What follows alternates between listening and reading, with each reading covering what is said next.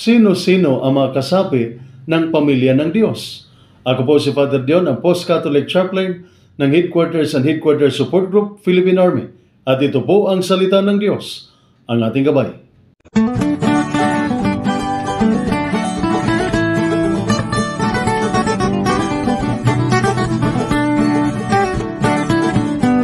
Ngayon po ay Tuesday ng ikatlong linggo sa karaniwang panahon at ang mabuting balita ng Panginoon ayon kay San Marcos. Papuri sa iyo, Panginoon. Dumating ang ina at mga kapatid ni Jesus. Sila'y nasa labas ng bahay at ipinatatawag siya. Nang oras na iyon ay maraming taong nakaupo sa palibot ni Jesus.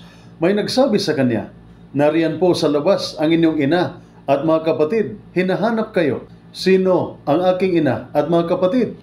sabi naman ni Jesus. Tumingin siya sa mga nakaupo sa palibot at sinabi, "Sila ang aking ina at mga kapatid, sapagkat ang sino mang sumusunod sa kalooban ng Diyos ay siya kong ina at mga kapatid." Ang mabuting balita ng ating Panginoon. Pinupuri ka namin, Panginoong Hesukristo.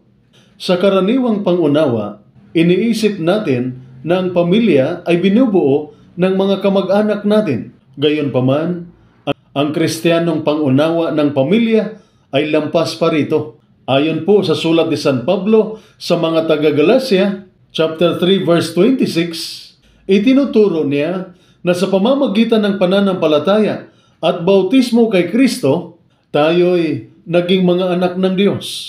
Ang pagiging magkapatid natin ay hindi batay sa dugo na dumadaloy sa ating mga ugat, kundi sa Espiritu ng Diyos na nagkakaisa sa atin. Sa Ebanghelyo sa araw na ito, ipinaliwanag ito ni Kristo, ang sino mang gumagawa ng kalooban ng Diyos ay aking kapatid at ina. Kaya nga, ang mga bininyagan ay naging tunay na pamilya ni Jesus kapag sila'y namuhay ayon sa kanyang mga landas at utos. Tama ang sinasabi, ang tanging kamag-anak ng Kristiyano ay ang mga santo. Ito po ang salita ng Diyos, ang ating gabay. Manalangin tayo. Panginoon, kaming iyong mga kawal, nagkakaisa sa tungkulin at dangal.